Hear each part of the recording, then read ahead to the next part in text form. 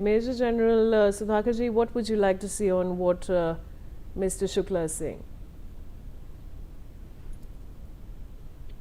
See, diplomatic missions in Qatar, I think this is the subject which he was alluding to. He deserves to have the last say. And the Indian mission has been hit. Am I right in my understanding? Yes. Yes. Okay, so you want to know my views as to Indian Yes. mission has been hit. So what are the implications? Fine. You see, the now this is happening in a conflict zone. The sphere of dominance of the conflict is expanding by the day. Today is the fifth day. It started with American bases, gradually shifted towards the economic centers in Dubai, and thereafter Saudi Arabia, Aramco has been hit. So the commercial places have been hit. Dubai, the tourists have been hit. Airports also have been hit at a number of places. Now the diplomatic missions have been hit. So Indian mission is no exception. It is like any other mission. So I take it that leave aside our India and Iran relationship, we have had a very historic and traditional, notwithstanding uh, the um, very radical kinds of comments given by the May his soul rest in peace by Khamenei earlier, whether it was JNK or about the minorities, he's gone to the extent of alleging blame on India about the ill treatment of minorities, the Muslim population. So, as if we are carrying out a genocide.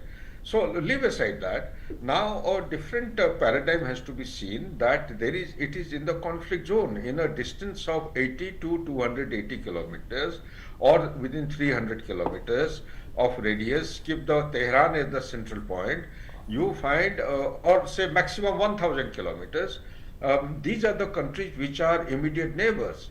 And over there, if a missile has come and hit, we can decipher it could be either intent, by intent, deliberately, or by inadvertent means. If they have gone and hit Cyprus and including Turkey, there is a base which has been hit yesterday.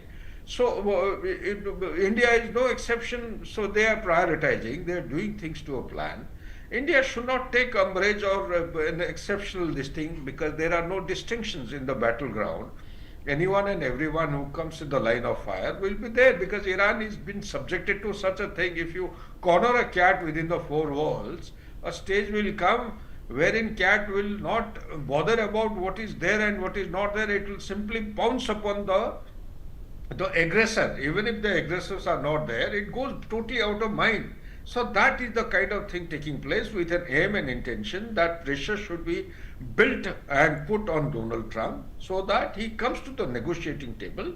But sooner or later that is going to happen. At the moment, Donald Trump and Americans, they appear to be absolutely, rather than Iran being belligerent, they are actually responding, retaliating. The real aggressor are the Israelis and the Americans. Look at the way the Chinese vessel was knocked off yesterday with a torpedo in the backyard of Sri Lanka. That's not on. I don't think in the Cold War 1.0 or 2.0 there are any examples. People have been saying it did happen sometime in Second World War. Quite a few ships or vessels were knocked down with the help of torpedo prior to 1945. And during Cold War 1.0, does he want to start a world war? This is a question which should be asked to Donald Trump, and I am afraid Americans have gone totally out of mind.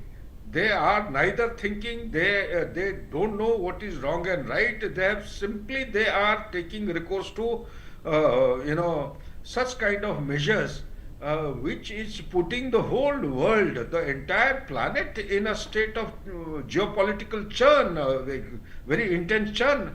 It is very difficult to stabilize after this. Trust is going to be the most important factor which will take a beating, very serious beating. It is very difficult to restore trust with a country like India. In fact, I was there in your channel yesterday. The anchor kept on asking me about the LEMOA and Comcasa and all these agreements, Beka agreement. I feel in retrospect, it was a blunder committed by India. We should not trust this country. America cannot be trusted ever. Look at the way the docking facility which has been extended, logistic facilities, they will start taking advantage, they'll start taking bases. Giving bases to any external power has been an anathema as far as foreign policy is concerned. That is why Pakistan was created. Pakistan was not created because of Jinnah or two-language theory or two-nation theory. They wanted a base, they wanted to have a strategic base to dominate and prevent expansion of the sphere of influence of Soviet Union towards the Persian Gulf. That was the aim. So it has to be understood in the larger context. If it has been hit, okay, you get the people out, get them to a safe place. If there is a requirement, we need to actually plan their evacuation, get them back to the country. Once things stabilize, it is not going to... All right. Major General Sudhakar ji, I'll have to move on, but I'll come back to you. But